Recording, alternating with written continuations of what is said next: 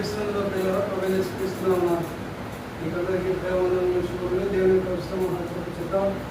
దేవుడు మనల్ని కాపాడి బలపరిచి మరొకసారి దేవుని శ్రీకారంలో ఆ విధంగా చేయవచ్చి దేవుని యొక్క మాటలను జ్ఞాపకం చేసుకోవడానికి దేవుడు ఇచ్చిన కృపపై ప్రభుని ఎంతో శుద్ధించి బదులమైతున్నాం పిల్లరా. దేవుని యొక్క ఉత్సవ మహాకృప చేత దేవుడు మనల్ని సంఖ్యలో ఉంచాడు కనుక మనము ఆయన నామాన్ని కీర్తించి బదులమై ఉంటాం. మనం ఈ దినము రక్షకుడైనటువంటి క్రీస్తు ప్రభు గురించి మనము తెలుసుకున్నాం. రక్షకుడైనటువంటి క్రీస్తు ప్రభు గురించి మనం ధ్యానించుకున్నాం. రక్షకుడైనటువంటి క్రీస్తు ప్రభు గారు మానవాళి అయినటువంటి మనము నశించిపోతున్నటువంటి స్థితిలో ఉండగా, పాపం చేత అపరాధముల చేత పడిచేయనటువంటి స్థితిలో ఉండగా, మనల్ని ఎవరు కూడా విడిపించలేనటువంటి స్థితిలో ఉండగా, పాపం నుండి పాపం వల్ల కలిగినటువంటి పర్యావసరమైనటువంటి మరణం నుండి మరి మనల్ని విడిపించడానికి, రెండవ మరణం నుండి తప్పించడానికి, అలాగే దేవునికి దూరమైపోతున్నటువంటి స్థితిలో మనం ఉండగా మనల్ని విడిపించడానికి ఆ దేవాదేవుడు తన యొక్క ప్రాణాన్ని విమోచన ప్రయోజనంగా మన కోసం తను తాను అప్పగించుకున్నాడు. పిల్లలు విడిపించడం కొరకు తను తాను తన యొక్క శరీరాన్ని రాని మీద వేలాడదీయడానికి ప్రభువైనటువంటి యేసుక్రీస్తు వారు రక్షకుడుగా తాను అంగీకరించాడు. మన కోసము సులువ త్యాగాన్ని చేశాడు పిల్లలు. కాబట్టి ఆయన యొక్క మరణ పునరుద్ధానాల ద్వారా మనకు నిత్య జీవితం కలుగుతూ ఉంది. మరణ పునరుద్ధానాల ద్వారా దేవుని కుమారులని పిలువబడే ధన్యత కలుగుతూ ఉంది. ఆయన యొక్క మరణ పునరుద్ధానాల ద్వారా మనకు పాప క్షమాపణ కలుగుతూ ఉంది. ఆయనతో కూడా యుగాయుగులు సదాకాలము ఉంటామనే గొప్ప నిరీక్షణ భాగ్యాన్ని దేవుడు మనకు అనుగ్రహిస్తూ ఉన్నాడు. పిల్లల దేవుని పిల్లలమని పిలువబడడానికి ఆ దేవుడు తండ్రి అయినటువంటి దేవుడు మన ఎడల తన యొక్క ప్రేమను వెల్లడిపరుస్తున్నాడు. ఎట్లనగా మనం ఇతను పాపలమైనగా, బలహీనమైనగా, భక్తిహీనమైనగా, యుక్తకాలన్నా బలహీనమైనటువంటి మనందరి కోసం యేసుక్రీస్తు వారు ప్రాణత్యాగాన్ని చేసినాడు పిల్లలు. కాబట్టి మరి ఈ విధంగా మన రక్షకుడైనటువంటి యేసుక్రీస్తు వారిని మనం గమనిస్తుంటున్నాం పిల్లలు. పాపక్షమాపణ మనకు అనుగ్రహించాడు. తర్వాత నిత్య జీవాన్ని చనిపోయిన తర్వాత ఆయనతో కూడా యుగాయుగములు సదాకాలము ఉంటామనే గొప్ప నిరీక్షణ భాగ్యాన్ని దేవుడు మనకు అనుగ్రహించాడు.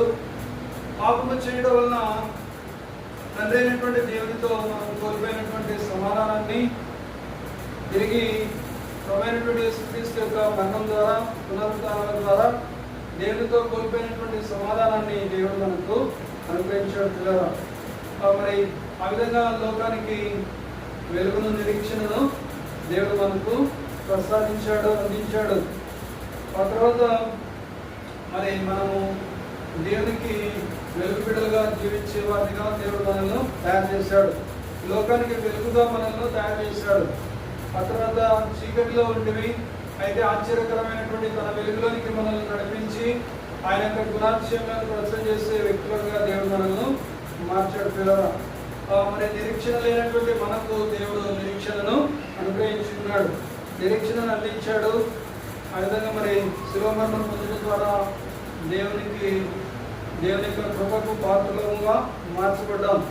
తర్వాత అంధకారంలో ఉన్నటువంటి మరి ప్రజలమైనటువంటి మనందరినీ కూడా విడిపించడానికి, ఆశ్చర్యకరమైనటువంటి తన యొక్క వెలుగులోనికి మనందరినీ కూడా నడిపించడానికి యేసుక్రీస్తు ప్రభువారు పరమును విడిచిపెట్టి భూలోకానికి రక్షకుడుగా రావడము జరిగింది.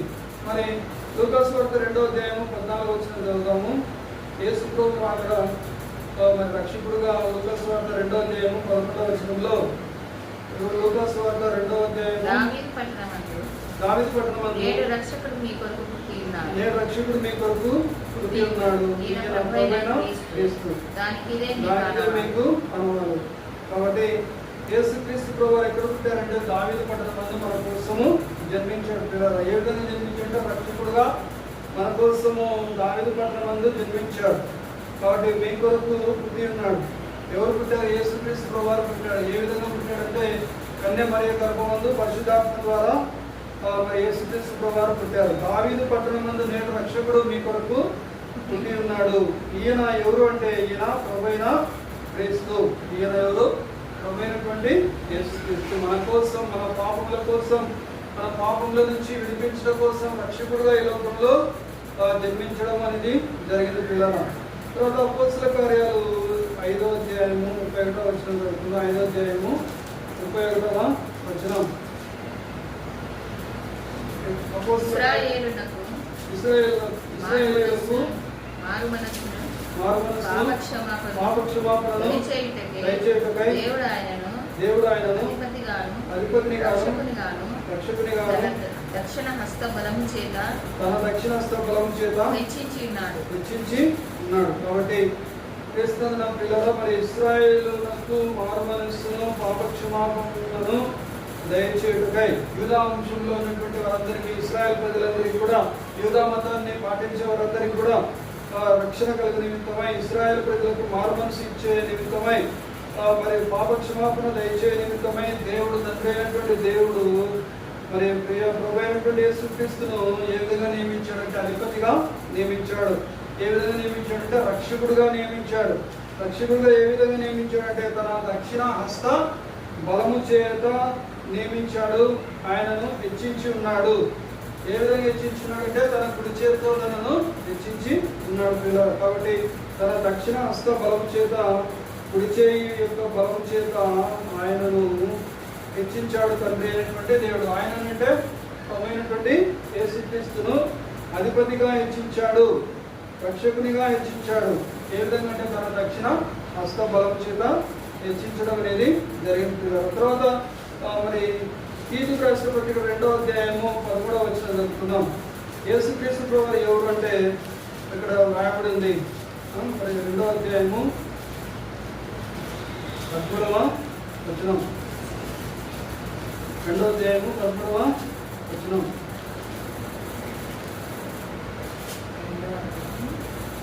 తీతుకు రాసిన పత్రిక 2వ అధ్యాయము 13వ వచనం. అనగా మహాదేవుడు మన రక్షకుడైన యేసుక్రీస్తు మహిమ యొక్క ప్రత్యక్షత కొరకు ఎదురుచూచు ఈ లోకంలో స్వస్థ బుద్ధితోను నీతితోను భక్తితోను బ్రతుకుచుండవలెనని మనకు బోధించుచున్నది. కాబట్టి యేసు ప్రభు ఎవరంటే మహాదేవుడు అని రాయబడింది. ఎవరు యేసు ప్రభు? మహాదేవుడు కదా. కాబట్టి యేసుక్రీస్తు మహాదేవుడు. మహాదేవుడును మన రక్షకుడైన యేసుక్రీస్తు. మహాదేవుడును మన రక్షకుడైన యేసుక్రీస్తు మహిమ యొక్క ప్రత్యక్షత కొరకు, ఆయన యొక్క మహిమ యొక్క ప్రత్యక్షత కొరకు, మహిమలో ఆయన ప్రత్యక్షము కాబోతున్నాడు. మనందరి కోసం మనల్ని తీసుకుని వెళ్ళడానికి ఆయనతో కూడా యుగాయుగములు సదాకాలము ఆయనతో కూడా ఉంటామని నిరీక్షణ భాగ్యాన్ని దేవుడు మనకు అనుగ్రహించాడు. ఆయన యొక్క మరణ పునరుత్థానాల ద్వారా ఆయన యొక్క ప్రత్యక్షత కొరకు మనం అందరం కూడా ఏం చేస్తున్నాం? ఎదురు చూస్తూ ఉన్నాము. ఆయన యొక్క ప్రత్యక్షత కొరకు మనము ఎదురు చూస్తున్నాము. ఆయన యొక్క ప్రత్యక్షత కొరకు ఎదురు చూసేవారినిగా దేవుడు మనల్ని మార్చాడు, చేశాడు. ఈ లోకంలో స్వస్థ బుద్ధితో బ్రతికేవారినిగా, నీతితో బ్రతికేవారినిగా, ఆ తర్వాత భక్తితో బ్రతుకుతూ ఉండవాలని మనకు మరి తన యొక్క దైవ గ్రంథమైనటువంటి వాక్యము, దైవ గ్రంథంలో ఉన్నటువంటి వాక్యము మనకు బోధిస్తూ ఉంటుంది. కాబట్టి రక్షకుడైనటువంటి యేసుక్రీస్తు యొక్క మహిమ ప్రత్యక్షత కోసం మనము ఏం చేస్తున్నాము? ఎదురు చూస్తున్నాం. ఏ విధంగా ఎదురు చూస్తున్నాము? స్వస్థ బుద్ధితో ఎదురు చూస్తున్నాము. దేవుడు ఇచ్చినటువంటి నీతిని కలిగి మనము ఎదురు చూస్తున్నాము. దేవునితో భక్తి కలిగి మనము బ్రతుకుతూ ఎదురు చూస్తూ ఉన్నాము. ఆ విధంగా ఎదురు చూస్తూ ఉండాలని, నీతి కలిగి ఉండాలని, భక్తి కలిగి ఉండాలని, స్వస్థ బుద్ధి కలిగి ఉండాలని, ఆ విధంగా ఉంటూ మరి ఆ విధంగా బ్రతుకుతూ మనం ఆయన కోసము ఎదురు చూడాలని మనము హెచ్చరిక చేయబడుతూ ఉన్నాం. కాబట్టి ఇక్కడ యేసుక్రీస్తు వారు మహాదేవుడుగా కనిపిస్తున్నాడు, తర్వాత రక్షకుడుగా మనకు కనిపిస్తున్నాడు. పిల్లలు తిమోతికి రాసినటువంటి 2వ పత్రిక 1వ అధ్యాయము 10వ వచనం. తిమోతికి రాసిన 2వ పత్రిక 1వ అధ్యాయము 10వ వచనం చదువుతున్నాం. 1:10. మన క్రియలను బట్టి కాక తన స్వకీయ సంకల్పమును బట్టి అనాది కాలముననే క్రీస్తు యేసునందు మనకు అనుగ్రహింపబడినది క్రీస్తు యేసును మన రక్షకుని ప్రత్యక్షత వలన బయలుపరచబడినది తన కృపను బట్టి మనలను రక్షించి పరిశుద్ధమైన పిలుపుతో ఆయన మనలను పిలిచెను. ఆ క్రీస్తు యేసు మరణమును నిరర్థకం చేసి జీవమును అక్షయతను సువార్త వలన వెలుగులోనికి తెచ్చెను. కాబట్టి ఇక్కడ ఏ విధంగా కనిపిస్తున్నాడు? యేసుతో బట్టి రక్షకుడుగా కనిపిస్తున్నాడు. మన క్రియలను బట్టి కాదు, మనం చేసినటువంటి నీతి క్రియలను బట్టి కాదు, మనం చేసినటువంటి దానం బట్టి కాదు, మనం చేసినటువంటి ధర్మం బట్టి కాదు, మనం చేసినటువంటి పుణ్యకార్యాలను బట్టి కాదు, మనం చేసినటువంటి రకరకాలైనటువంటి భక్తి కార్యాలను బట్టి కాదు, మన క్రియలను బట్టి కాదు. మన క్రియలను బట్టి కాకుండా, మన సొంత చిత్తాన్ని బట్టి కాకుండా, మన సొంత ఇష్టాన్ని బట్టి కాకుండా, మరి తన యొక్క స్వకీయ సంకల్పాన్ని బట్టి, తన యొక్క సొంత సంకల్పాన్ని బట్టి, యేసుక్రీస్తు ప్రభువు వారి యొక్క స్వకీయ సంకల్పాన్ని బట్టి అనాది కాలంలోనే, ఆ కాలంలోనే మరి క్రీస్తు యేసునందు మనకు అనుగ్రహించబడినది, క్రీస్తు యేసును మన రక్షకుని ప్రత్యక్షత వలన బయలుపరచబడినది అయినా తన కృపను బట్టి. కాబట్టి ఆయన ప్రత్యక్షత వలన బయలుపరచబడింది ఏంటంటే తన యొక్క కృప మన అందరికి కూడా బయలుపరచబడింది. ఆయన ప్రత్యక్షపరచబడటం ద్వారా, ఆయన ఈ లోకానికి రావడం ద్వారా ఆయన కృప అనేది మన ఎడల ప్రత్యక్షపరచబడతా వచ్చింది. మనలను రక్షించి తర్వాత పరిశుద్ధమైనటువంటి పిలుపుతో ఆయన మనలను పిలిచాడు. కాబట్టి ఆయన యొక్క పిలుపు ఎలాంటిదంటే పరిశుద్ధమైనటువంటి పిలుపు. కాబట్టి ఆ పరిశుద్ధమైనటువంటి పిలుపుతో ఆయన మనల్ని పిలిచాడు. ఆయన పని చేయడం కోసం మనల్ని పిలిచాడు. ఆయన యొక్క చిత్తాన్ని చేయడం కోసం మనం పిలిచాడు. ఆయన రాజ్యాన్ని కట్టడం కోసం ఆయన మనల్ని పిలిచాడు. ఆయన యొక్క సొత్తుగా ఉండడానికి ఆయన మనల్ని పిలిచాడు. ఆయన బిడ్డలుగా మనం ఉండడానికి ఆయన మనల్ని పిలిచాడు. ఆయన రాజ్య వారసులుగా ఉండడానికి ఆయన మనల్ని పిలిచాడు. ఆయన యొక్క స్వకీయ సంపాద్యంగా ఉండడానికి ఆయన మనల్ని పిలిచాడు పిల్లలు. కాబట్టి ఆ క్రీస్తు యేసు మరణమును నిరర్థకము చేసి జీవము అక్షయతను సువార్త వలన వెలుగులోనికి తెచ్చాను. కాబట్టి ఆ విధంగా యేసుక్రీస్తు ద్వారా మరి ఏం జరుగుతా ఉందంటే మరణము నిరర్థకం అవుతా ఉంది.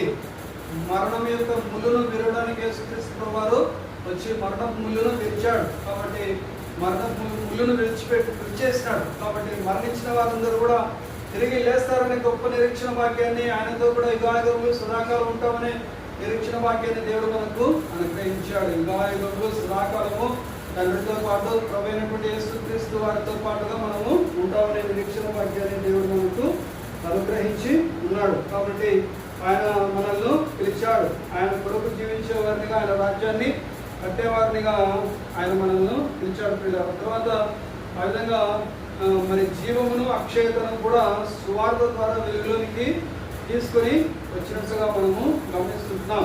1 యోహాను పత్రిక 4వ అధ్యాయము 14వ వచనం చదువుతున్నాం. 1 యోహాను 4:14 చదువుతున్నాం. 4వ అధ్యాయము 14వ వచనం.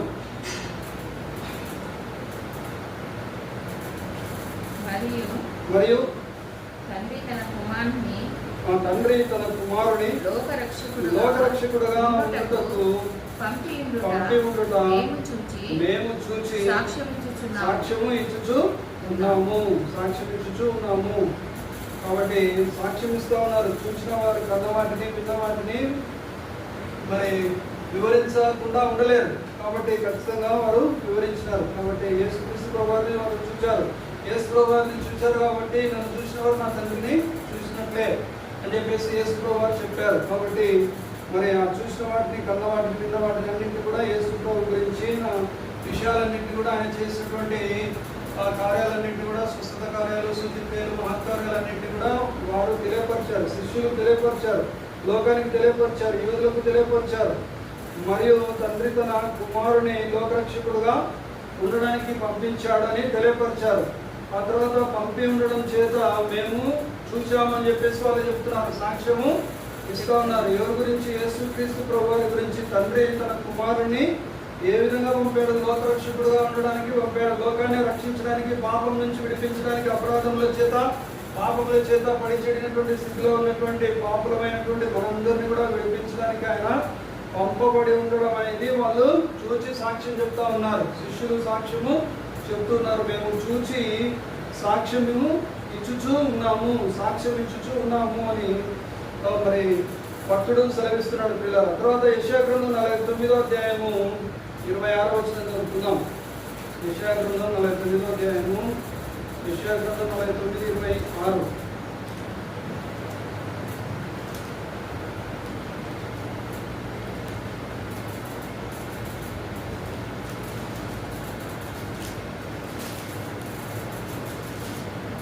యెషయా గ్రంథం 49:26.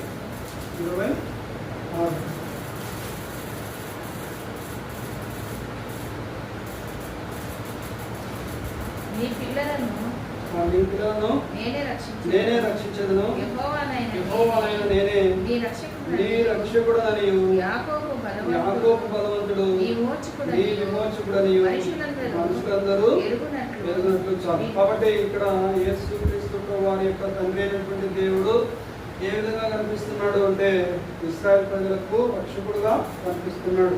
నీ పిల్లల్ని రక్షిస్తానని ఇశ్రాయేలు పక్షాన తండ్రి అయినటువంటి దేవుడు తెలియపరుస్తూ ఉన్నాడు. నీతో యుద్ధము చేయవారితో నేనే యుద్ధము చేసేదను, నీ పిల్లలను నేనే రక్షించదును, యెహోవానైన నేనే నీ రక్షకుడనియు, యాకోబు బలవంతుడు నీ విమోచకుడనియు మనుషులందరూ ఎరుగుతారు, ఎరిగేటట్లుగా నేను కార్యాన్ని జరిగిస్తాను అని చెప్పేసి తెలియపరుస్తూ ఉన్నాడు. కాబట్టి ఆ విధంగా మరి రక్షకుడుగా తండ్రి అయినటువంటి దేవుడు కూడా కనిపిస్తూ ఉన్నాడు. యాకోబు బలవంతుడు అంటే యాకోబుకు బలం ఇచ్చిన దేవుడు యాకోబు బలవంతుడు. కాబట్టి మరి ఆ విధంగా విమోచకుడుగా కనిపిస్తూ ఉన్నాడు. మనుషులందరూ మనుషులందరూ కూడా ఎరుగునట్లుగా చేస్తాను, తెలుసుకునేటట్లుగా చేస్తానని చెప్పేసి తండ్రి అయినటువంటి దేవుడు నేనే నీ రక్షకుడు అని చెప్పేసి అందరూ కూడా మరి కనుక్కునేటట్లుగా చేస్తారని యాకోబుతో మాట్లాడుతూ ఉన్నట్లుగా మనము యాకోబుతో వాగ్దానము చేసినట్లుగా యాకోబుకు తన యొక్క వాక్కును అనుగ్రహించినట్లుగా మరి మనము గమనించవచ్చు పిల్లల. తర్వాత యెషయా గ్రంథం 45వ అధ్యాయము 15వ వచనం చదువుకుందాం. యెషయా గ్రంథం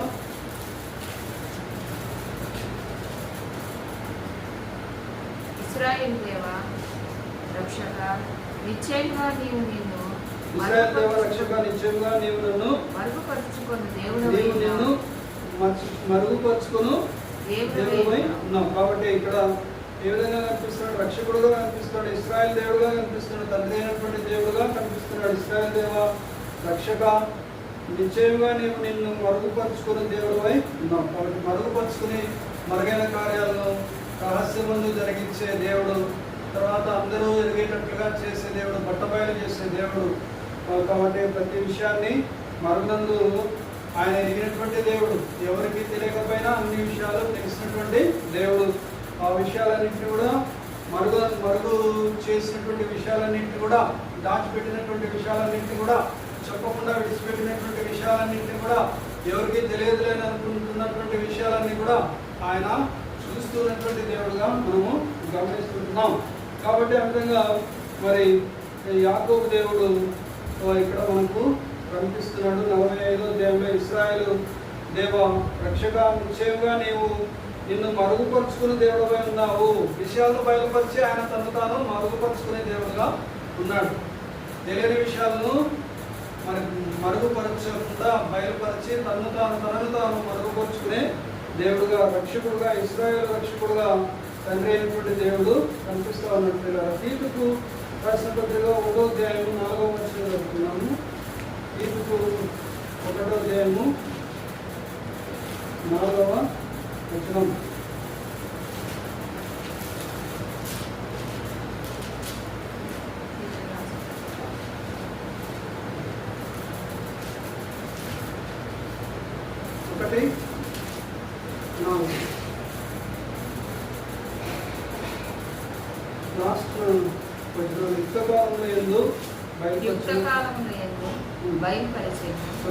తండ్రి అయిన దేవుని నుండి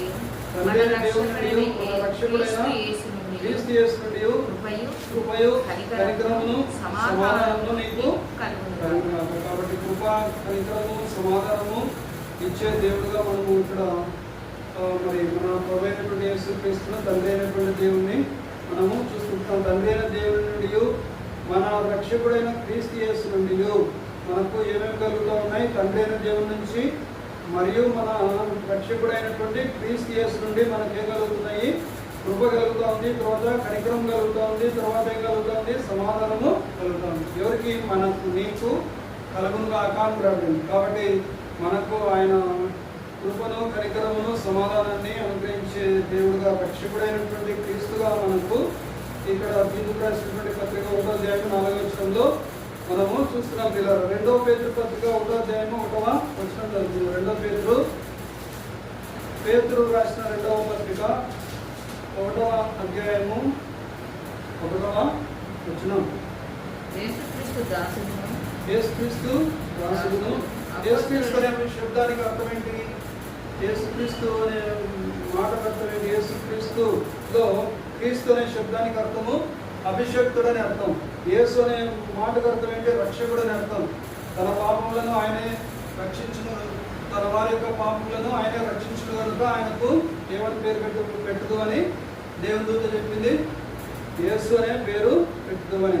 తన వారి యొక్క పాపములను, ఇశ్రాయేలు ప్రజల యొక్క పాపములను ఆయననే రక్షించును కనుక ఆయనకు యేసు అనే పేరు పెట్టబడింది. తర్వాత క్రీస్తు అనే శబ్దానికి అర్థం ఏంటంటే అభిషేక్తుడు అని అర్థం. అభిషేకించబడినటువంటి మాటని అర్థం. కాబట్టి యేసుక్రీస్తు దాసుడును, అపోస్తలుడైన సీమోను పేతురు, అపోస్తలుడైన సీమోను పేతురు మన దేవుని యొక్కయు రక్షకుడైన యేసుక్రీస్తు యొక్కయు నీతిని బట్టి మా వలనే అమూల్యమైన విశ్వాసం పొందిన వారికి శుభమని చెప్పి వ్రాయినది అని రావు. సో కాబట్టి మన దేవుని యొక్కయు, ఇక్కడ యేసుక్రీస్తు ఏమిటిగా కనపడుతున్నాడు? దేవుడుగా కనిపిస్తున్నాడు. తర్వాత రక్షకుడైనటువంటి యేసుక్రీస్తు ఇక్కడ కనిపిస్తున్నాడు. కాబట్టి యేసుక్రీస్తు యొక్కయు నీతిని బట్టి మా వలనే అమూల్యమైనటువంటి విశ్వాసం పొందిన వారికి శుభమని చెప్పి పేతురు రాస్తున్నట్లుగా మనము గమనిస్తున్నాం. సరే, తర్వాత రక్షకుడుగా ఇక్కడ కనిపిస్తూ ఉన్నాడు. మరి తర్వాత నెక్స్ట్ మరి మత్తయి సువార్త 14వ అధ్యాయంలో ఇక్కడ ఒక చిన్న సంఘటన జరుగుతూ ఉంది. 14వ అధ్యాయము 24 నుంచి. మత్తయి సువార్త 14వ అధ్యాయము, మత్తయి సువార్త 14వ అధ్యాయము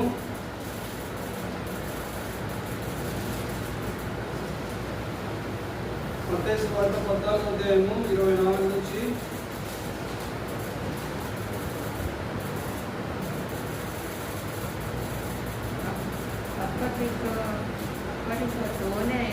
అప్పటికి ఆ దోణి దరికి దూరంగా ఉండగా గాలి ఎదురైనందున అలలను కొట్టబడుచు ఉండేది. ఏది కొట్టబడతా ఉంది? సముద్రంలో ఉంది. దోణి ఎక్కడుంది? సముద్రంలో ఉన్నది. ఆ తర్వాత సముద్రంలో ఉన్నది దోణి. ఆ తర్వాత అప్పటికి ఆ దోణి దరికి దూరంగా ఉంది. దరి అంటే ఏంటి?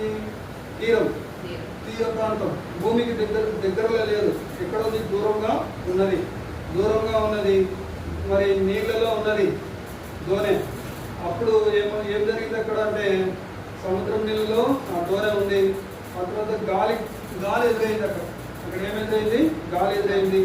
ఎదురైనప్పుడు ఆ యొక్క దోణి ఏమవుతా ఉందంటే అలల చేత కొట్టబడుతూ ఉంది.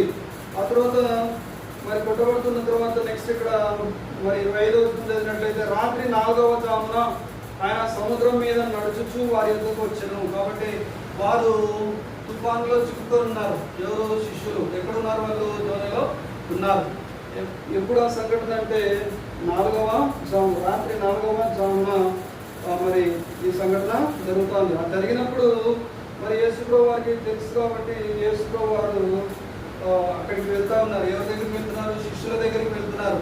ఎట్లా వెళ్తున్నారు? సముద్రం మీద నడుచుచు వారి యొద్దకు వచ్చెను. రాత్రి ఎన్నో జాము? 4వ జామున ఆ సముద్రం మీద నడుచుచు వారి యొద్దకు వచ్చెను. ఆయన సముద్రం మీద నడుచుట శిష్యులు చూసినారు. సముద్రం మీద నడవడం అనేది శిష్యులు చూసినారు. శిష్యులు చూసి ఏమన్నారంటే తొందరపడినారు. అబ్బా, ఈ యొక్క సముద్రంలో గాలి తుఫాన్లకు ఆ యొక్క పడవలు, ఓడలు బద్దలైపోయి ఉంటాయి, అనేక మంది చనిపోయి ఉంటారు, ఆ భూతాలు, ప్రేతాలు వేస్తుంటాయి సముద్రంలో నుంచి అని చెప్పేసి కలవరపడినారు, తొందరపడినారు, గట్టిగా అరుస్తున్నారు, భయంతో ఏం చేస్తున్నారు? కేకలు వేస్తున్నారు. భూతమని చెప్పుకొని భయంతో కేకలేస్తున్నారు. ఎవరిని చూసి భూతం అనుకున్నారు? యేసు ప్రభువుని చూసి వాళ్ళ దగ్గరికి నడుస్తూ, సముద్రం మీద నడుస్తూ, 4వ జామున నడుస్తూ వస్తున్నటువంటి ఆ యొక్క తుఫాన్లో చిక్కున్నటువంటి ఆ ధోనిలో ఉన్నటువంటి శిష్యుల దగ్గరికి యేసుక్రీస్తు ప్రభు వారు నడుస్తుంటూ వస్తున్నారు. వచ్చి వెంటనే యేసు ప్రభు వాళ్ళతో ఏమంటున్నాడంటే ధైర్యము తెచ్చుకునుడి. ఏమంటున్నాడు? ధైర్యము తెచ్చుకుని. కాబట్టి విశ్వాస జీవన యాత్రలో మరి మన యొక్క విశ్వాసం అనే ధోని అనేక రకాలైనటువంటి ఒడిదుడుకులు, ఒత్తిడులు, తర్వాత నిందలు, అవమానాలు, దుఃఖము, బాధ, కష్టము, నష్టము, కన్నీరు, సమస్యలు, రకరకాలైనటువంటి వేదన చేత కొట్టబడుతున్నప్పుడు దేవుడు ఇలాంటి సంఘటనల ద్వారా దేవుడు మనకు ధైర్యాన్ని అనుగ్రహించే దేవుడుగా ఉంటున్నాడు. కాబట్టి ధైర్యము తెచ్చుకునుడి, ధైర్యము తెచ్చుకునుడి, ధైర్యం తెచ్చుకునుడి. నేనే అంటున్నాడు. యేసు ప్రభువు ఏమంటున్నాడు? నేనే భయపడకుడి, నేనే భయపడకూడని వారితో చెప్తాను. కాబట్టి వాళ్ళు ఏమనుకుంటున్నారు? భూతమేమో అని చెప్పేసి వాళ్ళు అనుకుంటున్నారు, దయ్యమేమో అని వాళ్ళు అనుకుంటున్నారు, మన దగ్గరికి నడుచుకుంటూ వస్తుంది అని చెప్పేసి అనుకుంటూ ఉన్నారు.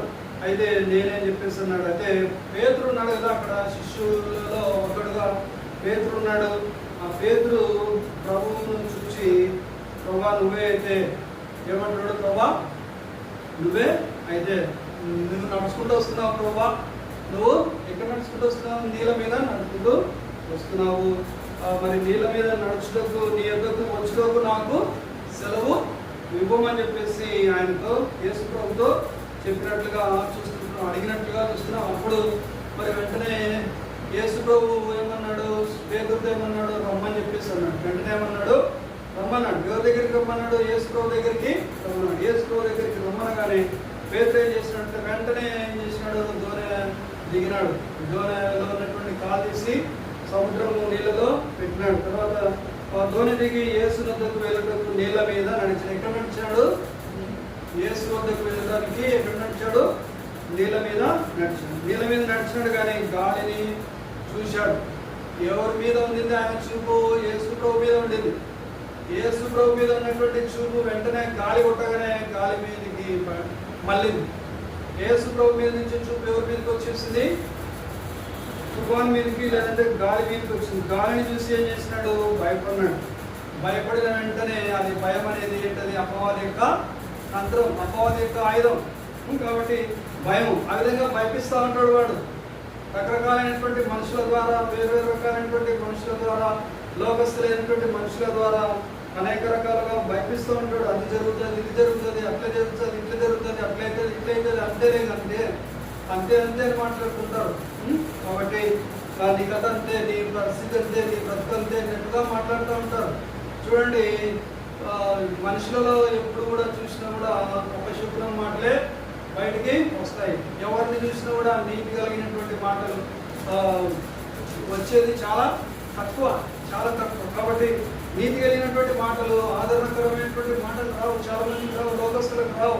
ఎందుకంటే వాళ్ళు అలాంటి అనుభవాలు లేరు. కాబట్టి మరి వాళ్ళు మరి సాతానుకు లోబడిపోయి మరి సాతానుకు తమ యొక్క నోటిని అప్పగించితే సాతాను ఏదైనా మాట్లాడతాడు వాళ్ళని ఉపయోగించుకుని. కాబట్టి ఇక్కడ మరి గమనించినట్లయితే యేసు ప్రభువు రమ్మని చెప్పాడు పేతురు. రమ్మని చెప్పిన వెంటనే పేతురుతోనే దిగినాడు. తర్వాత యేసు ప్రభు దగ్గరికి వెళ్ళడానికి నీళ్ళ మీద నడిచినాడు కానీ ఎవరు చూశాడు? యేసు ప్రభువును చూసినంత వరకు క్షేమంగా ఉన్నాడు, నడుస్తున్నాడు.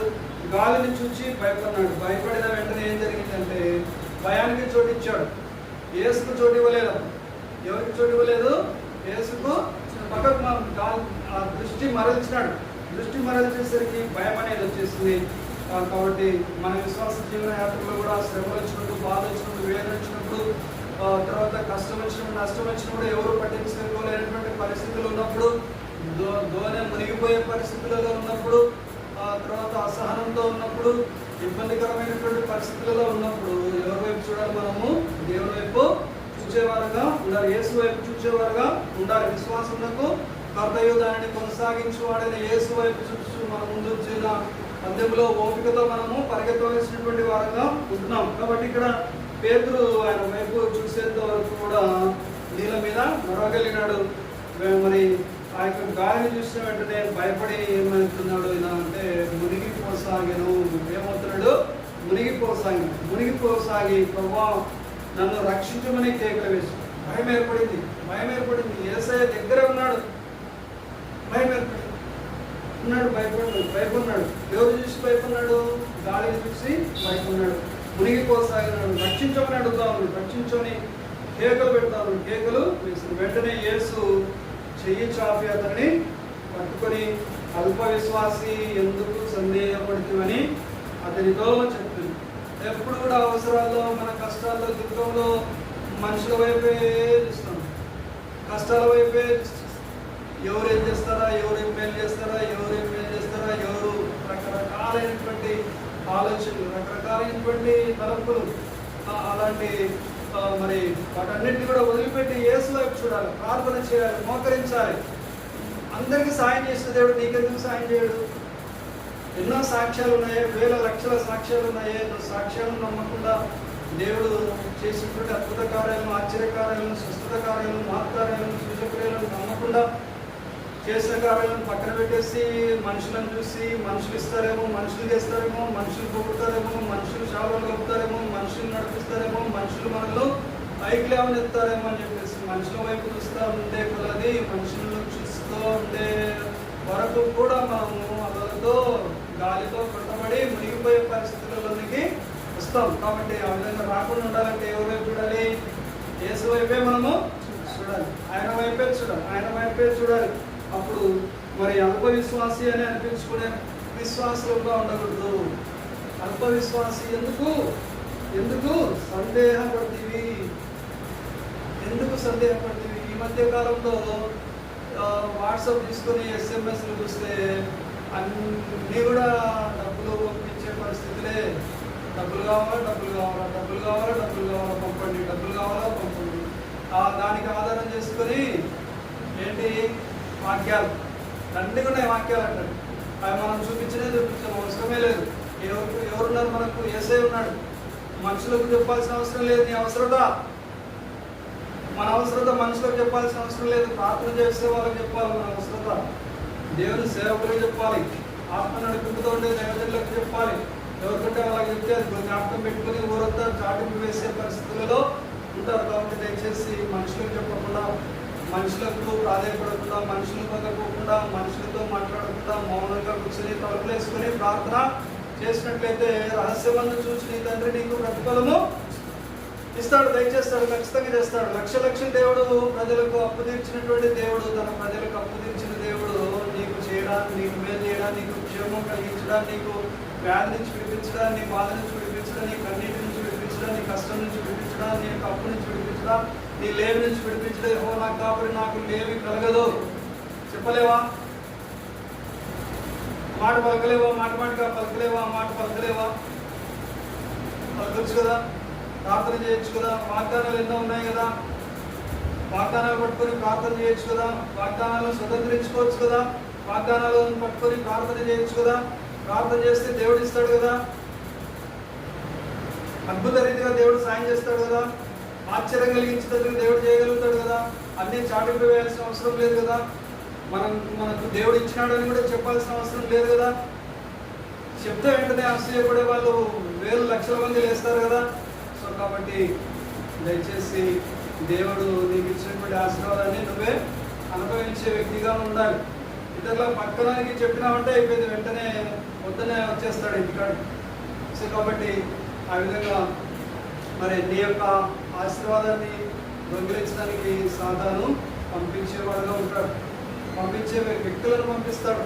కాబట్టి నీ యొక్క ఆశీర్వాదాన్ని అపహరించనీయకుండా, నీ యొక్క కిరీటాన్ని అపహరించనీయకుండా, దేవుడు నీకు ఇచ్చినటువంటి మేలును అపహరించనీయకుండా చూసుకోవాలి, జాగ్రత్తగా చూసుకోవాలి. అన్ని విషయాలు చూపించకూడదు, అన్ని విషయాలు చెప్పకూడదు, అన్ని విషయాలు తెలియపరచకూడదు. కాబట్టి మరి దేవుని యొక్క ఆశీర్వాదాలను అనేకులకు చెప్పకూడదు, అనుభవించాలి. దేవుని ఇచ్చిన మేలను అనుభవించాలి. చెప్తే మంచిదే, మేలు ప్రకారంగా చేసుకుంటే మంచిదే, దేవుని స్తుతించే వాళ్ళని చెప్తే మంచిదే. ప్రభా అతన్ని మేలు చేసిన ప్రభా స్తోత్రం, ప్రభా అతన్ని ఆశీర్వదించిన స్తోత్రం, ప్రభా అతని కుటుంబాన్ని దీవించిన ప్రభా స్తోత్రం ప్రభా అని చెప్పే వాళ్ళకి చెప్తే మంచిదే. అసూయపడే వాళ్ళకి చెప్తే రకరకాలైనటువంటి గూఢార్థాలు, నానార్థాలు, రకరకాలైనటువంటి అర్థాలు తీసుకుని వచ్చేవాళ్ళు అనేక మంది లేకపోలేదు. అల్ప విశ్వాసి నీవెందుకు సందేహం, 24 గంటలు సందేహమే. ఎప్పుడు నాకు కావాలి, నాకు కావాలి, నాకు కావాలి. ఇచ్చి చూడు, నీకు కావాలంటే ఇచ్చి చూస్తే నీకు తెలుస్తుంది. చెట్టు, మామిడి చెట్టు పండ్లు కావాలి. ఎక్కడి నుంచి? మామిడి చెట్టు నుంచి. పండ్లు కావాలంటే ఏం చేయాలి? మామిడి టెంక నాటాలి. గుంత తీసి మామిడి టెంక నాటి ఎరువు వేసి మట్టి కూర్చి అప్పుడు విత్తనము మొలకెత్తుతుంది. 5-6 నెలలు, 5-6 సంవత్సరాలకు చెట్టు పెద్దగా ఎదుగుతుంది. తర్వాత మామిడి పండ్లు కాస్తాయి. వెయిట్ చేయాలి. వెయిటింగ్ పీరియడ్ అనేది ఉంటుంది. Waiting period is not a wasting period. కాబట్టి మనము దేవుని కోసం ఎదురు చూసే వారంగా ఉండాలి, ఫలాల కోసం ఎదురు చూసే వారంగా ఉండాలి. విత్తనం నాటేది లేదేం లేదు. విత్తనం నాటకుండా పండ్లు కావాలంటారు. ఫలాలు వస్తాయా? విత్తనం నాటకుండా ఫలాలు రానే రావు. నాకు రాలే, నాకు రాలే, నాకు రాలే, నాకు రాలే, నన్ను ఆశ్రదించలే, నన్ను ఆశ్రదించలే. ఇదే మాటలు, నెగిటివ్ మాటలు, ఎక్కువ మాటలు. చేయాల్సినవి చేయకుండా నెగిటివ్ మాటలు. దేవునితో కనెక్షన్ లేకుండా నెగిటివ్ మాటలు. దేవుని దగ్గర మోకరించకుండా నెగిటివ్ మాటలు. దేవుని దగ్గర మోకరించకుండా అలసత్వం మాటలు. దేవుని యొక్క శక్తిని ఎరిగేటి దానిని ఆశ్రయించిన వారుగా ఉన్నారు కొంతమంది. కాబట్టి ఖచ్చితంగా దేవుని యొక్క శక్తిని ఆశ్రయించే వారుగా మనము ఉండాలి. దేవుని శక్తిని మనం రుచి చూసే వారుగా ఉండాలి. రుచి చూసే రీతిని యెహోవా ఉత్తముడు, ఆయన యొక్క ఉత్తమ లక్షణాలను రుచి చూసినటువంటి దావీదు ఆ విధంగా పలుకుతున్నాడు. కాబట్టి మనం కూడా ఆయన యొక్క ఉత్తమ లక్షణాలను రుచి చూసినటువంటి వారు, ఆయన యొక్క ఆశ్చర్యకారాలను రుచి చూసినటువంటి వారు మనము దేవునికి కృతజ్ఞతాస్తుతులు చెల్లించే వారు ఉండాలి. మనము దేవుడు ఇవ్వకముందే కృతజ్ఞత ఇచ్చినందుకు స్తోత్రం ప్రభా, నీకు థ్యాంక్ యూ జీసస్ అని చెప్పేవారంగా ఉండాలి. కృతజ్ఞతతో చెప్పేవారంగా ఉండాలి. థ్యాంక్స్ చెప్పేవారంగా ఉండాలి. థ్యాంక్స్ చెప్తూ ఉండాలి. కృతజ్ఞత కలిగి ఉండాలి. 24 గంటలు దేవునికి స్తోత్రాలు చెప్పేవారంగా మనము ఉండాలి. కాబట్టి ఆ విధంగా ఉన్నట్లయితే దేవుని యొక్క సన్నిధి మనకు తోడుగా ఉంటుంది. ఆయన యొక్క సన్నిధికి మించినటువంటి భాగ్యము మరొకటి లేనే లేనే లేనే లేనే లేదు. కాబట్టి ఆయన సన్నిధి మనకు తోడుగా ఉండాలి. ఆయన మన దగ్గర ఉండాలి. ఆయన మన దగ్గర ఉండడానికి సిద్ధపడుతున్నటువంటి దేవుడు. ఆయన సన్నిధి మనకు తోడుగా ఉంచడానికి సిద్ధపడుతున్నటువంటి దేవుడు. కాబట్టి మనం ఏం చేయాలి? ఒళ్ళు మూసుకొని ప్రార్థన చేసేవారుగా ఉండాలి. అడుగు వాటి కంటే నువ్వు ఇచ్చు వాటి కంటే అత్యధికంగా ధారాళంగా చేయ శక్తి కలిగినటువంటి దేవుడు. కాబట్టి దేవుడు ఏదైనా చేయగలడు. నీ కథ మొత్తము మార్చగలడు. కాబట్టి బ్యాంకు బ్యాలెన్స్ ఉంటే నీకు పని లేదు. వేరే వాళ్ళ బ్యాంకు బ్యాలెన్స్ ఉంటే నీకు అవసరము లేదు. మన బ్యాంకు బ్యాలెన్స్ ఎక్కడుంది? మన బ్యాంక్ బ్యాలెన్స్ పరలోక రాజ్యంలో ఉంది. ఆయన ఆకాశ తూములను తెరిచి పడజాలంతో విస్తారమైనటువంటి దేవుళ్ళను కుమ్మరించే దేవుడుగా ఉన్నాడు. ఆయన అడగాలి. ఎవరంటే వాళ్ళని అడుగు. దావలో పెట్టలేదు అన్నా నాకు ₹1 అని అంటారా? ఎవరన్నా అంటారా? ఎవరన్నా అంటారా? అంటే ఇస్తారా? లేదు కదా. కాబట్టి ఎవరిని ఆశ్రయించాలి మనము? ప్రతిపదాన్ని ఏదైనా కానీ, ఏ సమస్యనే రాని, ఏదన్నా రాని, నేను గమనించి ఈ దినాల్లో గమనిస్తున్నటువంటి విషయాలు నోట్లోకి వస్తున్నాయి. అవి చెప్తున్నాను, తెలియపరుస్తున్నాను. దేవుని మీద ఆధారపడటం లేదు చాలామంది. దేవుని మీద ఆధారపడకుండా ఏమైపోతున్నారు? బీదల్ని ఉండడానికి పుట్టించాడా? సరే, పుట్టుకలో నువ్వు బీదలవే, పెరుగుతా కూడా బీదలమేనా? పెద్దవాడినైనాక కూడా బీదలమేనా? పెళ్ళైనాక కూడా బీదలమేనా? ఉద్యోగం వచ్చినానికి కూడా బీదలమేనా? దేవుని సేవ చేస్తున్నా, దేవుని సేవకునని చెప్పుకుంటూ కూడా బీదలమేనా? అవమానకరమైనటువంటి పరిస్థితులలో మనము ఉండకూడదు. కాబట్టి దేవుని అడగాలి, ప్రతిదీ అడగాలి. దేవుని చిన్న విషయాలు కూడా దేవునికి చెప్పాలి. చెప్పేవారికి ఉండాలి, చెప్పే క్రైస్తవులుగా ఉండాలి. ప్రతిదీ ఆయన తెలుసని ఊరుకుండకూడదు. ఖచ్చితంగా మనము అడగాలి, ఆయనను అడగాలి. అడుగుడి ఇవ్వబడును, వెలుగుడి తప్పుడి ఇవ్వబడు. కాబట్టి ఆయనను అడగాలి, ఆయనను అడిగే వారంగా మనము ఉండాలి. కాబట్టి మనము మరి ఆయనను ఆశ్రయించే నరులుగా ఉండాలి. కాబట్టి మరి దేవుని చిత్తాన్ని చేసే వారుగా మనం ఉండాలి. ఆయన ఎందుకంటే ఆయన మనకు రక్షకుడుగా ఉన్నాడు. కాబట్టి రాజు యొక్క కుమారుడికి ఏమన్నా కొరత కలుగుతుందా? రాజకుమారుడికి ఏమన్నా కొరత ఉంటుందా? రాజకుమారుడు ఎవరి దగ్గర పోయి అడుగుతాడా? ఏమన్నా అడుగుతాడా? కావాలా నాకు ఏంటి అడుగుతాడా? రాజు చెప్పకపోతే అడుగుతాడా? అడగడు. కాబట్టి మనం కూడా మనం ఎవరు? రాజకుమారులు. రాజు చేస్తూ రాజు మన రాజు కాబట్టి ఆ రాజును అడగాలి. ఎవరు అడగాలి? రాజును అడగాలి. రాజు దగ్గర రాజు కుమారుడిగా ఉంటే అన్నీ నీవే. రాజకుమారుడు వేరు, జీతగాడు వేరు. రాజు దగ్గర ఎవరు ఉంటారు? జీతగాడు కూడా ఉంటాడు. జీతగాడు అన్ని పనులు చేస్తుంటాడు, రాజకుమారుడు అన్ని పనులు చేయడు. రాజు చెప్పిన పని జీతగాడు చేస్తాడు. జీతగాడు వేరు, కుమారుడు వేరు. కుమారునికి ఉండే అర్హత, హక్కు అనేది జీతగానికి ఉండదు. యేసు ప్రభు దగ్గర జీతగాళ్ళు ఉన్నారు. జీతగాడే. కుమారుడే. నువ్వు కుమారునిగా ఉన్నావా, జీతగానిగా ఉన్నావా? ప్రశ్న వేసుకోవాలి. కుమారునికి జీతగానికి తేడా చాలా ఉందని. కాబట్టి నువ్వు కుమారుడిగా ఉండాలని యేసు ప్రభు ఇష్టపడతా ఉన్నాడు.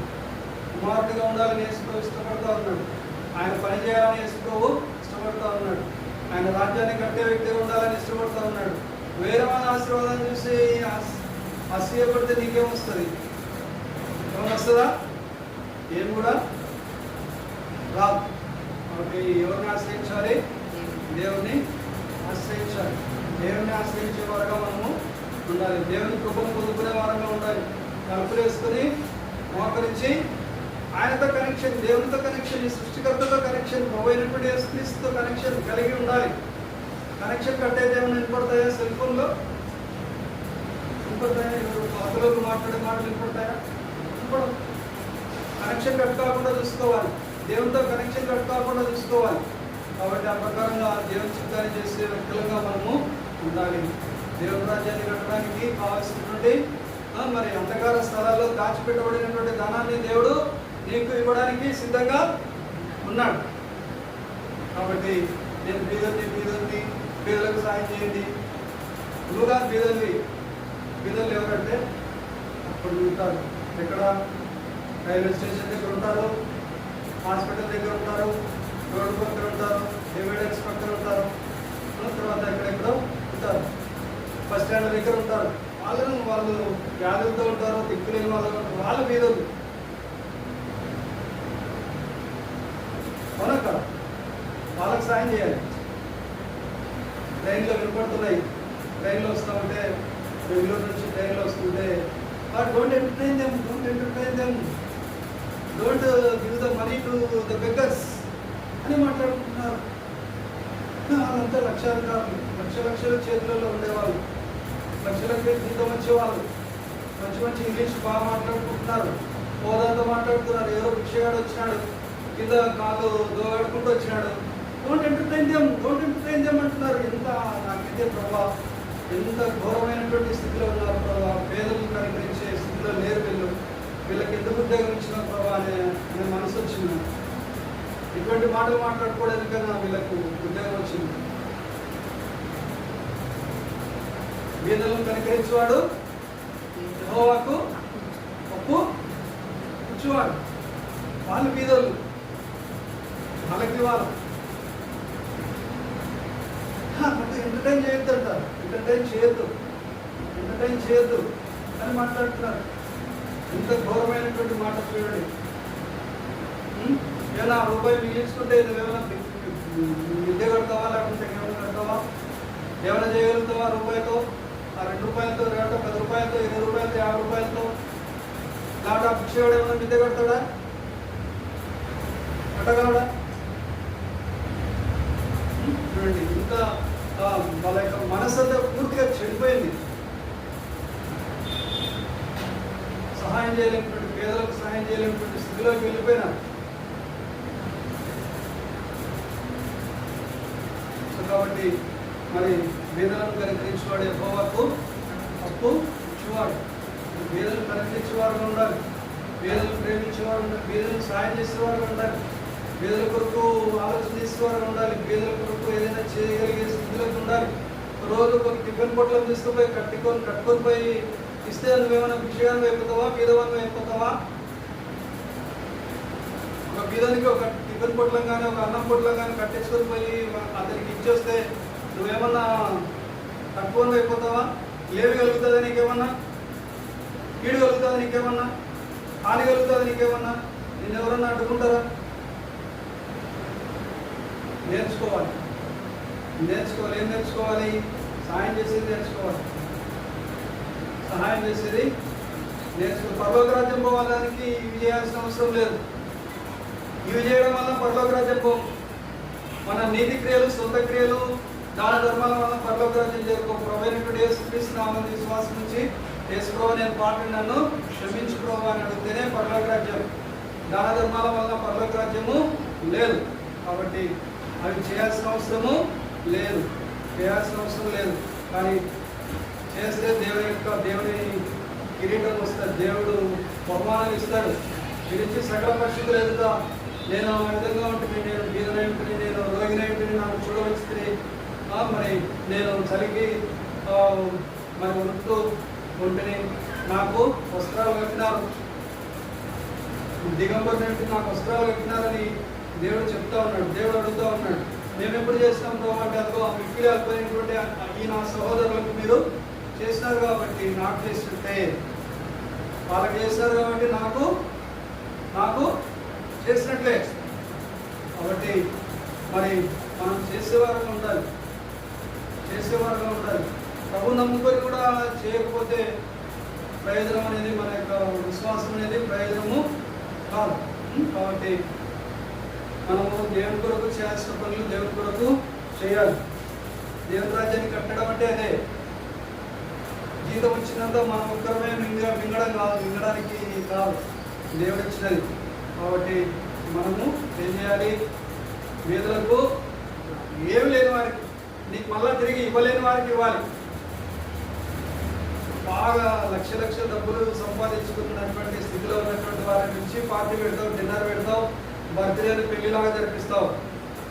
అవి తీసుకుపోయి వాళ్ళ వీళ్ళు ఎంత జరిపితే వాళ్ళకి రేపు ఇంకొకరి ఇంట్లో రోజు తిని బీపీలు, షుగర్లు కదా. సో కాబట్టి ఎవరికి చేయాలి? నీకు ఇవ్వగలిగిన వారికి కాకుండా, నీకు పెట్టగలిగిన వారికి కాకుండా, నీకు అస్సలు ఇవ్వలేనటువంటి వారికి, తిరిగి ఇచ్చుకోలేనటువంటి వారికి నువ్వు చేస్తే అప్పుడు దేవుడు నిన్ను చూస్తాడు. ఈ కార్యక్రమాన్ని చూస్తాడు. దేవుడు అడ్డుగా ఉన్నటువంటి వాటిని తొలగిస్తాడు. ఆటంకం ఉన్నటువంటి వాటిని తొలగించి దేవుడు నిన్ను ఆశీర్వదించే దేవుడుగా ఉన్నాడు. కాబట్టి మరి ఆ ప్రకారంగా చేయడానికి దేవుడు మనందరికీ కూడా సహాయము చేయగలడు. దేవుడు ఈ దినము మరి రక్షకుడుగా మనకు కనిపిస్తూ ఉన్నాడు. కాబట్టి ఆ ప్రభువైనటువంటి యేసుక్రీస్తు ప్రభు వారిని రక్షకుడుగా అంగీకరించకుండా ఇంకా లోకంలోనే జీవిస్తూ, పాపంలోనే జీవిస్తూ, మరి లోకాచారాల చేత, వ్యవహారాల చేత, రకరకాలైనటువంటి పద్ధతుల చేత పడి చేయనటువంటి స్థితిలో ఉన్నటువంటి వారిని విడిపించడానికి యేసుక్రీస్తు ప్రభు వారు ఈ లోకానికి 2000 సంవత్సరాల క్రితము వచ్చాడు. మతం మార్చడానికి కాదు, కులం మార్చడానికి యేసు ప్రభు రాలేదు. యేసు ప్రభు హృదయాన్ని మార్చడానికి వచ్చాడు. దొంగలు మారిపోయినారు, మోసగాళ్ళు మారిపోయినారు, వ్యభిచారులు మారిపోయినారు, యేసు ప్రభువును నమ్ముకొని జూదగాళ్ళు మారిపోయినారు. రకరకాలైనటువంటి లోకంలో ఉన్నటువంటి పాపాలన్నీ చేసినటువంటి వారందరూ కూడా మారిపోయినారు యేసు ప్రభువును నమ్ముకొని, పాపాలు ఒప్పుకొని. కాబట్టి నీవు కూడా పాపాలను ఒప్పుకుంటే యేసు ప్రభు బిడ్డగా నీవు కూడా మార్చబడతావు, దేవుని సొత్తుగా మార్చబడతావు. చనిపోయిన తర్వాత పరలోక రాజ్యము ఉంటుంది. ఆయన కుమార్తెగా తీర్చి దిద్దబడతావు. ఆ ప్రకారంగా చేయడానికి దేవుడు తన యొక్క విశేషమైనటువంటి కనకరాన్ని, కృపను చూపించి నడిపించిన కాక దేవుడు ఈ మాటలు దీవించుకున్నాడు. ఆమేన్.